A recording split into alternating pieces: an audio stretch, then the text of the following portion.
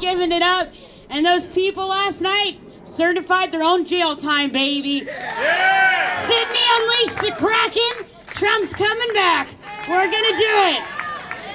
All right. Well, I want everybody to take their hats off. Thank you. All right. Well, flags up, hats off, and we're gonna start with the pledge. I pledge allegiance to the flag of the United States of America and to the republic for which it stands, one nation, under God, indivisible, with liberty and justice for all. Woo! And she's going to get the national anthem going, y'all. We'll get it in just a second.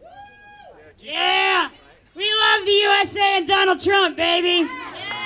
We love our Constitution.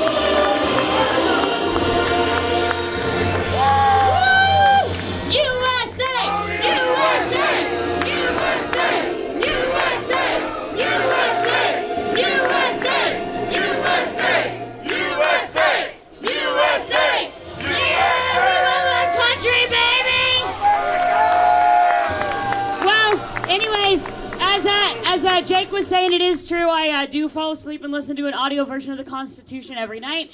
Same thing with the Declaration. And, you know, numbers do say things, but sometimes they don't. And back originally when the Constitution was drafted, 39 people signed it. In the Declaration of Independence, Constitution, 39 people signed it. And in the Declaration, 56 men signed it. That's a small number if you really, really think about it. But look what that small number did to completely change the world. They made America a sign of hope. These small armies. George Washington's army was so small, and yet they took down the damn British, you guys. They built America. We claimed our freedom in 1776, baby. Yeah, they got rid of those tyrants. And you know what? It was an 8-year war, and what I admire about our founding fathers and Washington and his army so much, the Civil War started in 1775, and it was an 8-year war, okay? And once the Declaration was signed in 1776, even though we declared our freedom, they still fought. They still fought, and they still kept going. We have to still fight. We know Trump will get back in, you guys. Operation Mockingbird and everything, Q and all that, it's great, and this guy will talk about it more, and I don't want to take a spot in that. But I'm just saying, we know a storm's coming, and sometimes the best victories come back at the last minute. I'm not giving hope. Trump had so much shit, and sorry to cuss, but I got him out, okay? Trump had so much garbage thrown at him from the media, from the left, from these Antifa, Black Lives, the swamp, the deep state. and he fought for us, and I sure as hell ain't giving up on him. And I truly believe Trump deserves his face on Mount Rushmore. You agree? And if they ain't gonna carve it, I'll start carving Trump's face out of Mount Rushmore. That man, holy cow, he deserves it. But anyways, everything about the Constitution is so valuable, and same thing with our Declaration. And towards the end of, after like a few paragraphs in the Declaration, it says, this is how you notice our tyrants. When they trade themselves for the law, and they give up the law of the people for their own benefits. And if you keep reading everything down the Declaration of what a tyrant is, if you notice the most things it mentions law, and it mentions people, and it mentions benefits. And Abraham Lincoln even said that the power of the Senate, the House, it all belongs to the people. And then in another quote, Abraham Lincoln said, the people's job isn't to serve the government. It's to uphold the Constitution and overthrow any tyrants who come against it. And George Washington, I love my American history, and I'm only 30, guys, but I was so tired of schools that taught horrible things about our country.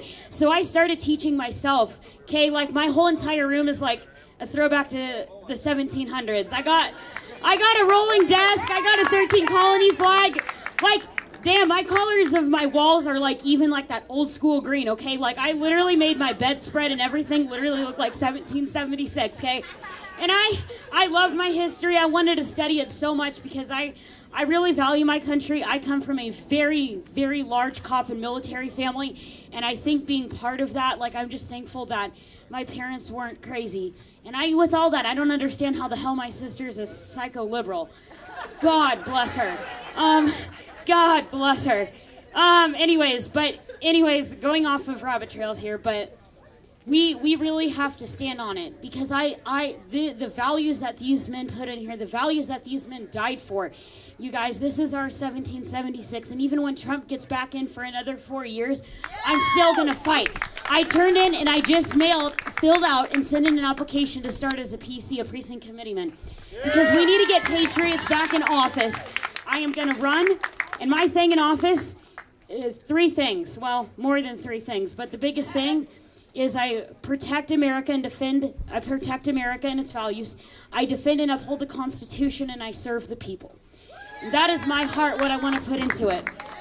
But before we pass the mic on, we the people of the United States, in order to form a more perfect union, establish justice, ensure domestic tranquility, defend the common good, promote the general welfare, and secure blessings of liberty to ourselves and our posterities, do ordain and establish this Constitution of the United States of America, baby.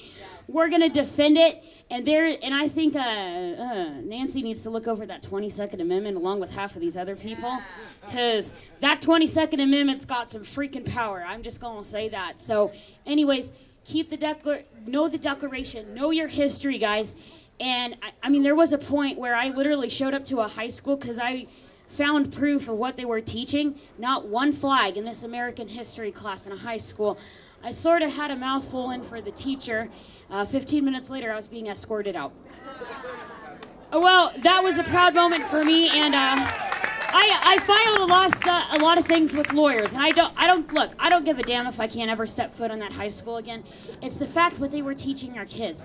They're brainwashing them to teach that America was built on slavery, that the party switched, and I don't know if you know about that, but what the Democrat Party was, where the Democrats were the ones that owned the slaves, the Democrats were the one with the KKK. They're saying the parties have switched, and it's evil what they are teaching our kids. And when I asked the history teacher, where are you getting this information? Her actual word-for-word response was, I'm creating it myself. And I was like, okay, but where are you getting the information from? And she refused to answer me.